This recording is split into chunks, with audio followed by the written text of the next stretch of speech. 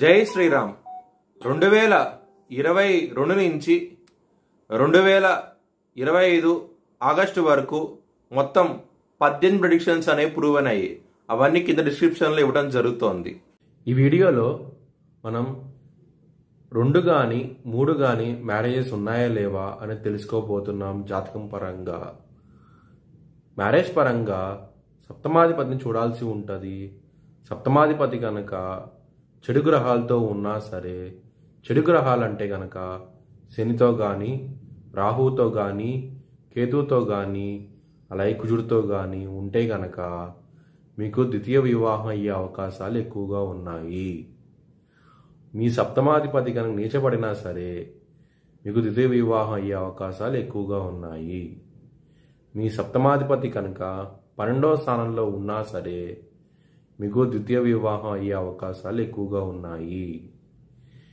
ఇక్కడ సప్తమ స్థానంలో కనుక రాహు ఉంటే కనుక 3 కానీ 4 కానీ 5 వివాహాలు అయ్యే అవకాశాలు ఎక్కువగా ఉన్నాయి. శుక్రుడు వక్రించి శనితో కానీ అలా అయితే కుజుడితో కానీ ఉంటే కనుక మీకు ద్వితీయ వివాహం అయ్యే అవకాశాలు ఎక్కువగా ఉంటాయి.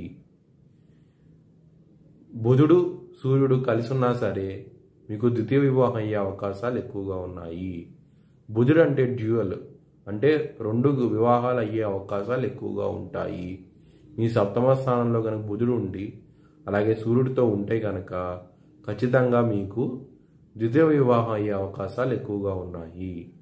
బుధుడు కనుక రాహుతో కనుక కలిసి ఉన్నా సరే లేదా కుజుడితో కనుక కలిసి ఉన్నా సరే మీకు ద్వితీయ వివాహం అయ్యే అవకాశాలు ఎక్కువగా ఉన్నాయి. మీ జన్మ జాతకంలో కనుక శని బలహీనంగా ఉండి సప్తమ స్థానాన్ని చూస్తున్నా సరే మీకు ద్వితీయ వివాహం అయ్యే అవకాశాలు ఎక్కువగా ఉన్నాయి.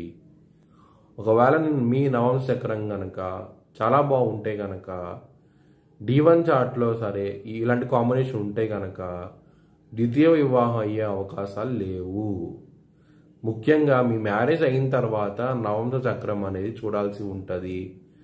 నవమ చక్రంలో కనుక మీకు మంచిగా ఉన్నా సరే, సప్తమాధిపతి అలాగే శుక్రుడు బాగున్నా సరే మీ నవమ చక్రంలో ఇలాంటి కాంబినేషన్స్ ఉన్నా సరే మీకు ద్వితీయ వివాహం అయ్యే అవకాశాలు ఉండవు.